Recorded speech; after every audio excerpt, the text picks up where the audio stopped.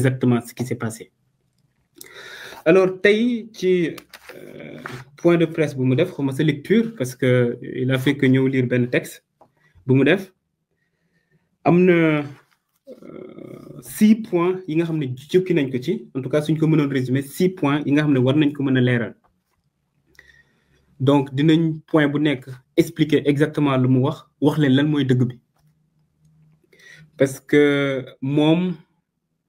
dañ ko jox ay dossiers ak ay documents rek mu ñëw di lire il a même pas pris le temps de réfléchir peut-être gestu étudier ko door a def son point de presse wala muy door a communiquer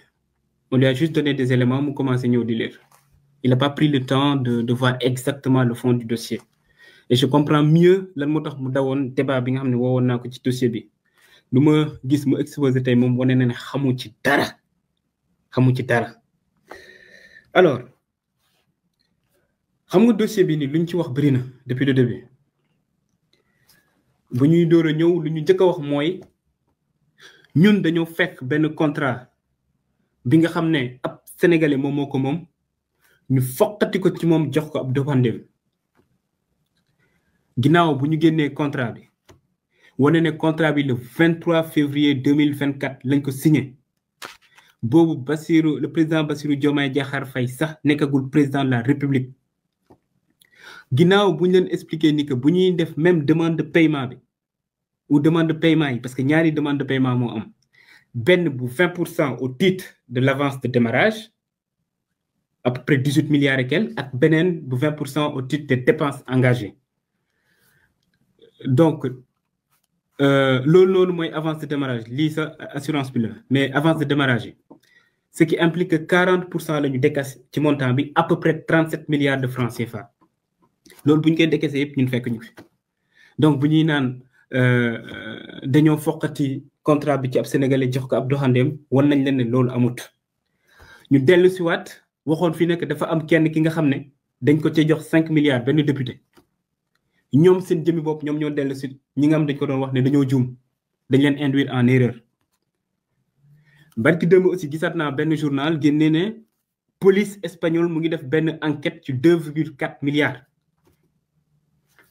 entreprise espagnole bi porté na plainte pour ñoom ñu leeral ban police moom moo nekk di def Espagne enquête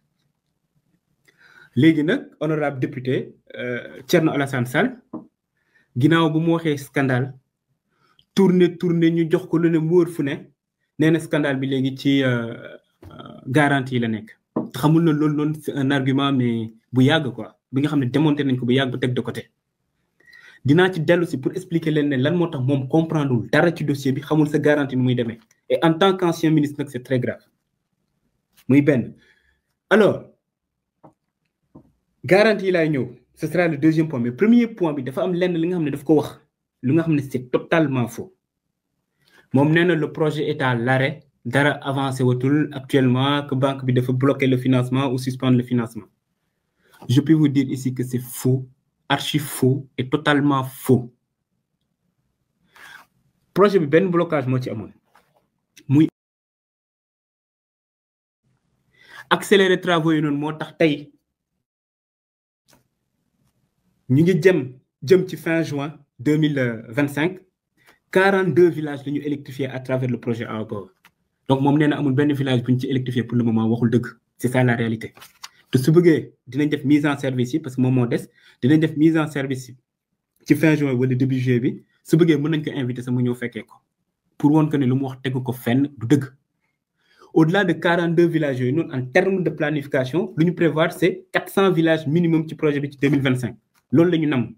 donc suñu paree ci 42 villages yi 360 autres villages la ñu nekk di accélérer ça ce sont des informations yi nga xam ne envoyé nañ ko banque bi ñoom ñëpp ñu gis ko donc xam naa peut-être bokk na ci lu tax instant bi ñu nekk di tëb di tal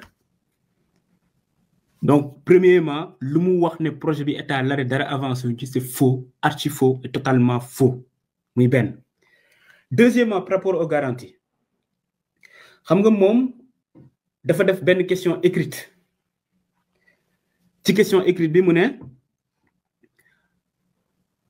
garantie yi nga xam ne moom la ñu joxe dans le cadre de ce marché là valable lu ñu parce que prime bi dañ ko fay après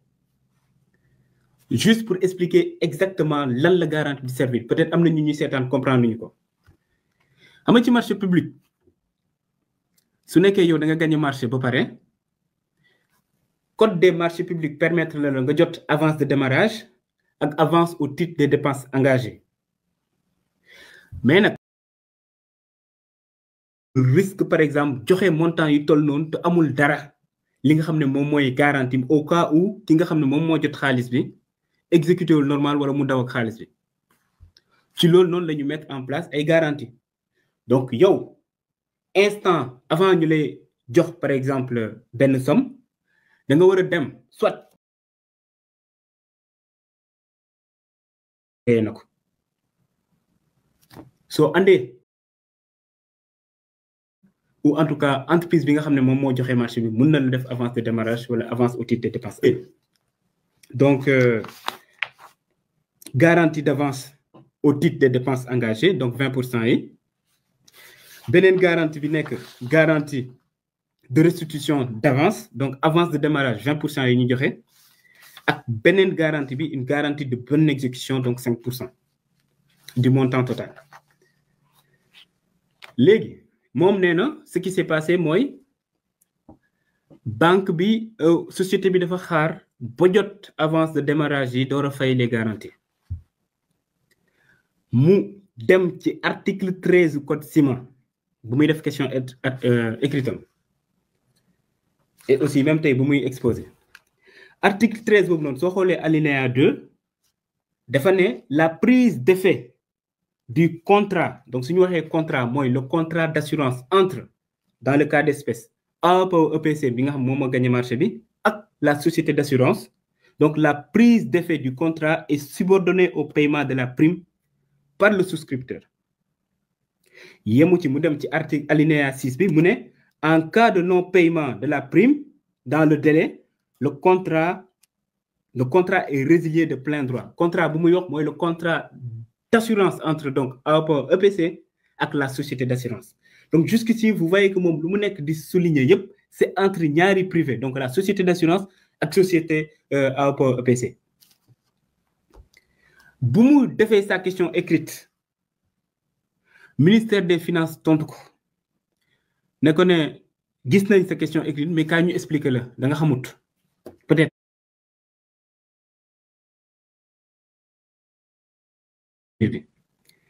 ne ko ne lu nga fàtte souligner mooy même article 13 bi nga nekk di wax am na alinéa 2 am na alinéa 6 mais da nga yeggul ci alinéa 7 bi alinéa 7 bi lu mu wax dafa ne les dispositions des alinéas 2 et 6 ne s'appliquent pas aux primes de l'État et de ses démembrements mu ne ci misaal